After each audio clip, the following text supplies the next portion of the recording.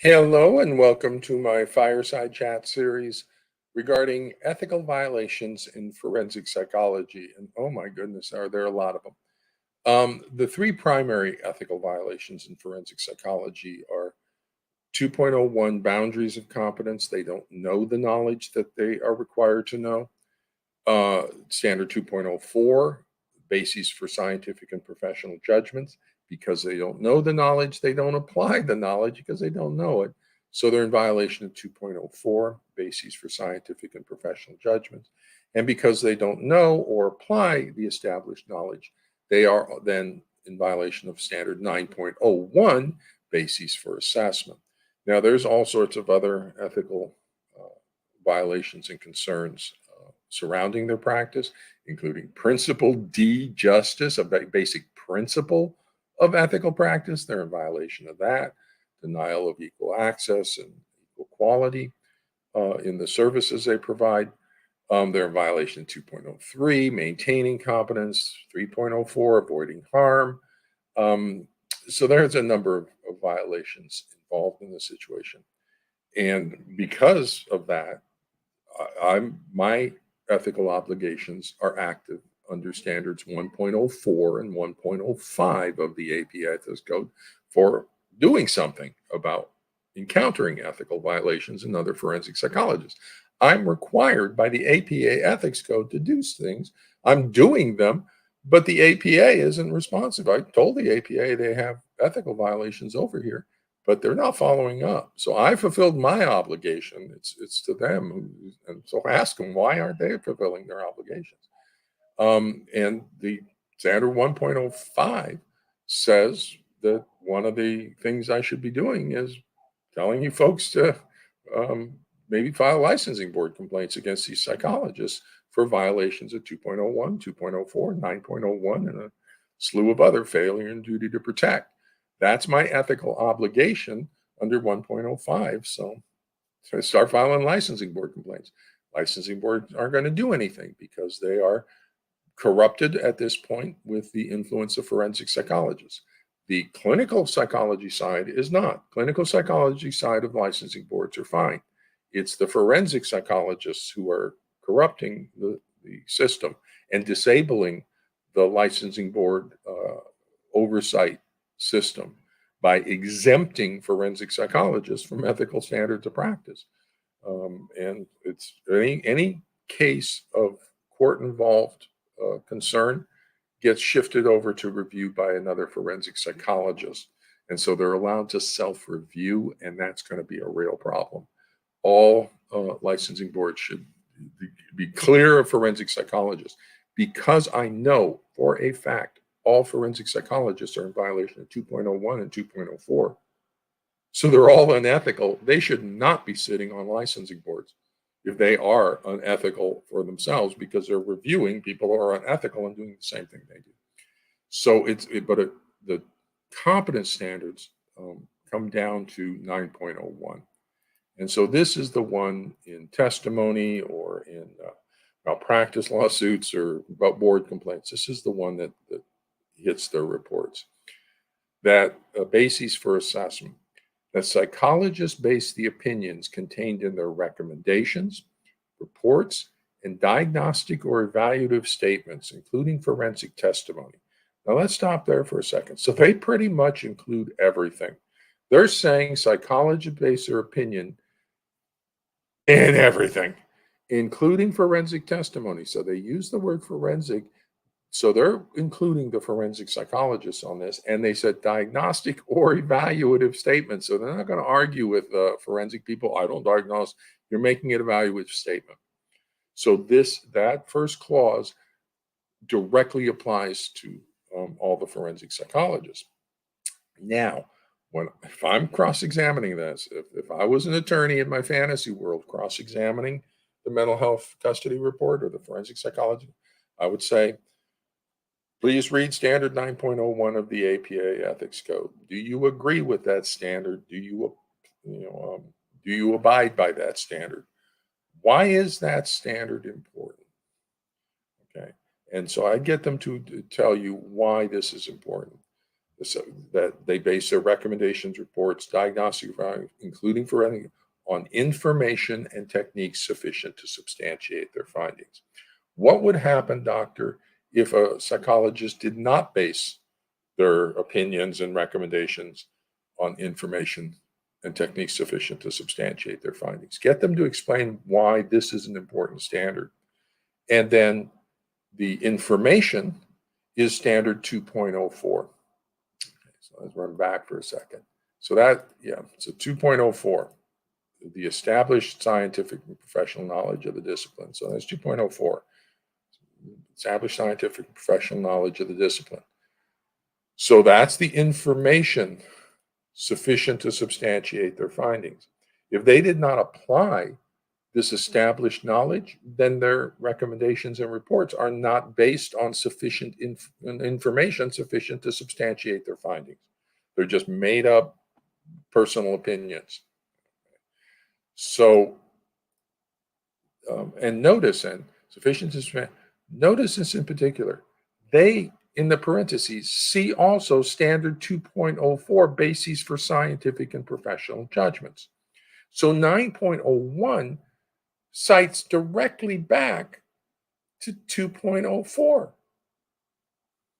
This is what the APA Ethics Committee, in developing their ethical standards, this is what they want psychologists to do, apply 2.04. So I go through in my reviews of these custody evaluations, I go through line by line and provide my opinion from clinical psychology or apply the knowledge from clinical psychology to the information that's being reported.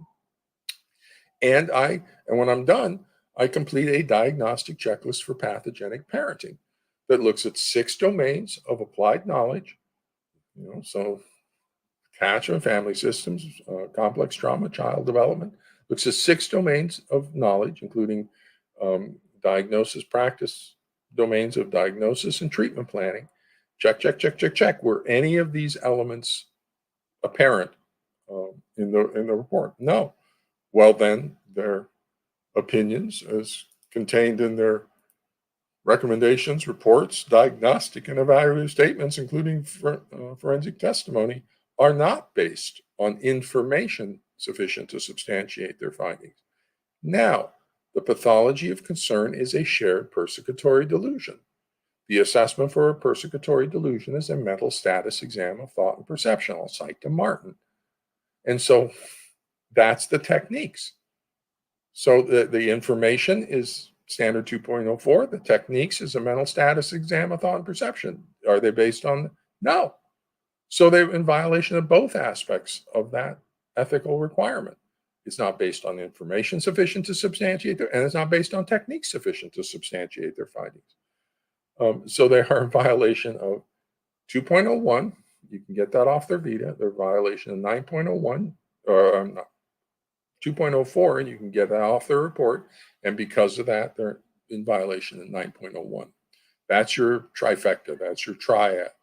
And every single forensic custody evaluation will be vulnerable to that triad there, and looking at their Vita. One of the things I'm intending to do is a Vita series of just taking a look at everybody's Vita. And that's primarily for the benefit of family law attorneys on how do you cross-examine mental health testimony. And one of the ways is to look at the ethical standards of practice landing on 9.01. So, do you have them read standard 9.01? Do you agree with standard 9.01? Do you abide by standard 9.01? And why is standard 9.01 important? Tell me, doctor, I noticed that it cites specifically over to standard 2.04. Why would they do that? Why is it important in the basis of assessment to apply the established scientific and professional knowledge of the discipline? Get them to hang themselves on that. Get them to explain why that's important. Then you go, is attachment within the domains, the established domains of professional knowledge? Is family systems within the established scientific and professional knowledge? Are personality disorders, or complex traumas, child development, or delusional thought disorders um, within the domain of established scientific and professional knowledge? Yes, yes, yes. Where in your report did you apply that knowledge of any of these? Show me where in your report you discuss the attachment pathology. Show me where in your report you discuss the cross-generational coalition emotional cutoff. What is a cross-generational emotional cutoff, doctor? Where did you describe the possibility of a shared persecutory delusion and possible child abuse? Where did you discuss the possible child abuse? Well, I don't diagnose pathology. Well, if you don't diagnose, then how do you know what you're treating? So so there could be possible child abuse in this family. Did you do a proper risk assessment for possible child abuse? So is it possible there's a persecutory delusion you didn't assess for? Is it possible it's here? And if there is a shared, would that possibly be psychological child abuse? Psychologists are scared little bunnies. Okay, so we avoid the extremes. If you use always or never, we go, oh, no, I don't, always or never. We like this middle kind of mushy area. If you use maybe or possibly, is it possible there's child psychological abuse? The psychologist will think that's a safe answer. Well, yeah, it's possible. When you get them that if you get them that far to say, yeah, it's possible that there's a delusional disorder. Yeah, it's possible there's child psychological abuse. If you get that statement out of them, they're dead in the water, because then you say, you have a duty to protect obligation? Did you conduct a proper risk assessment for? So it's possible there's child abuse, but you didn't. Would you recommend that we get an assessment for child abuse? We get a proper assessment for possible psychological child abuse? And that's the one that's really the killer for them. Because if they say yes to that they recommend that we get an assessment for possible child. So you mean after your 9-month forensic evaluation, where you met with everybody in the family, cost the whole family, $30,000 to get this assessment over 9 months, and we still need another assessment for child abuse for possible? You didn't even conduct an assessment for child abuse in 9 months when the differential diagnosis is child abuse by the one parent or the other, because that's the only thing that causes attachment pathology. Holy Toledo. They're just exploiting these families for their money, and it's just they lazy, ignorant, incompetent. And I go back to this again and again and again. I should not be educating these lazy, ignorant, incompetent forensic psychologists about their professional obligations. I'm looking at multiple, what is that, 3, 6, 9 ethical violations by forensic psychologists. Where are the licensing boards? Where is the AFCC? Where is the APA? I may talk about this in the future. I good students. I like mentoring. And so I've wonderful graduate research projects around my work. Once I'm out of here and leave the planet, graduate students can start to go through my work and develop research projects on things. But one of the things I would suggest is you look at the AFCC conference presentations and do a content analysis on the topics that they presented at the AFCC. And I would start with a little pilot program just to orient me. And I go to 3 conferences like in the early 2000s, 2003, 2005, 2007, something like that. And I would just do a rough content analysis, begin to categorize the topics that they were discussing into sort of categories. That would be my pilot program. Then I would take those categories and I would apply those categories to 3 conferences more recently, like 2018, 2020, and 2022, and see what those topics are they presenting on those topics. Add additional topics if they're coming in. But then I would also look for topics on delusional thought disorders, topics on ethical violations, topics on attachment pathology, and see if they've had topics on child abuse and complex trauma, and see if they have had any. It's a delusional thought disorder, so are they talking about delusional thought disorder? Family systems, cross-generational coalition, emotional cutoff. Are they discussing family systems pathology? So I do a content analysis with the diagnostic checklist for pathogenic parenting. So it's up on my website. I think it's in the attorney resource section, where I basically categorize them into uh, 6 domains and say, was any of these 6 domains evident in the report?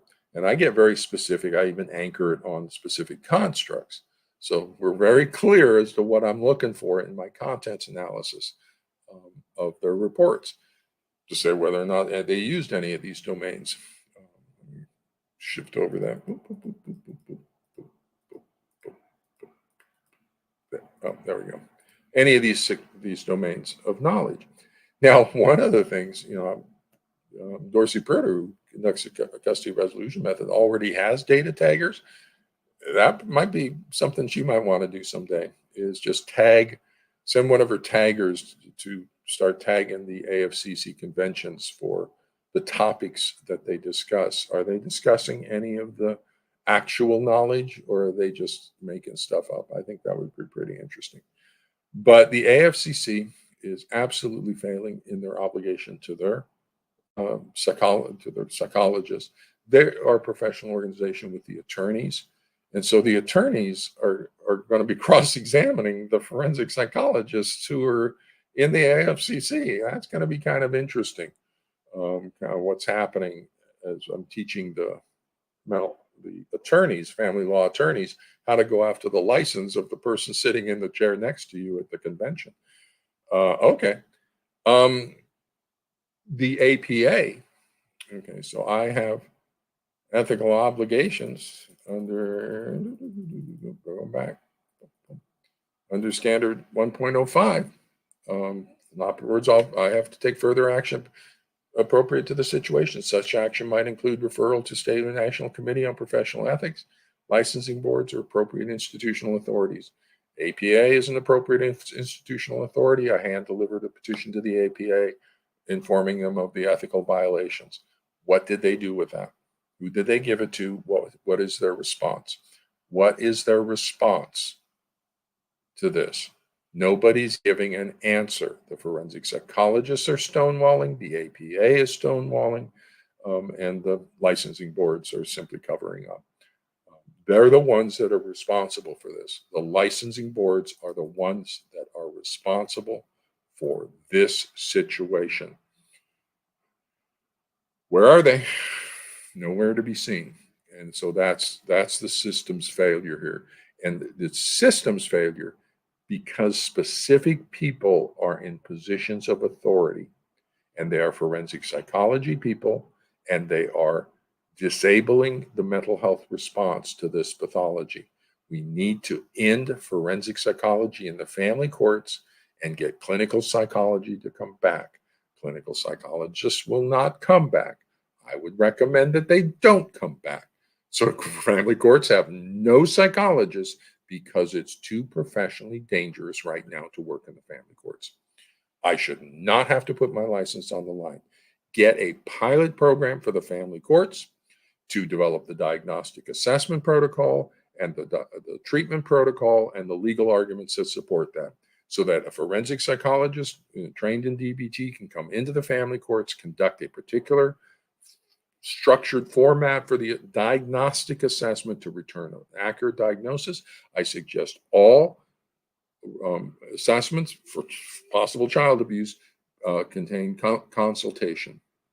That consultation is how we improve the diagnosis, the boundaries of competence. Consultation is how we improve the quality of mental health services, or all medical services. So boundaries of competence, consultation, boundaries of competence, consultation, boundaries of competence, consultation. So it doesn't have to be with me. Just pair up, get 3 of them. That's fine. We have the internet. We have the ability to do this. This is going to be a disputed diagnosis in the family courts. That's a fact. The appellate system for a disputed diagnosis is second opinion. Let's get the second opinion right up front. Doctors do that all the time. Doctor, this hurts. Let's get an orthopedic consult. With this particular pathology, possible shared persecutory delusion, possible child abuse, the court needs to rely on the diagnosis that they're being provided. When child abuse is a considered diagnosis, our diagnosis has to be accurate 100% of the time. And so we need to be doing whatever we need to do to make sure that that happens and that the court can rely on the recommendations and the diagnosis that's coming out of professional psychology. So with that, those are the foundational ethical violations within forensic psychology. I would fire all forensic psychologists. The longer you've worked in the family courts, the more unethical you have been. So you're big puffy Vita. I've been here for 20 years doing this. Well, then you've been practicing beyond the boundaries of competence and unethical for 20 years. I don't want unethical, ignorant, lazy humans working in the family courts. This is too important. We need our top people here, and the folks that are currently here are the bottom of the barrel. If you have to explain the pathology to them, they are the bottom of the barrel. So with that, good luck, everybody, and we'll talk to you later about other stuff.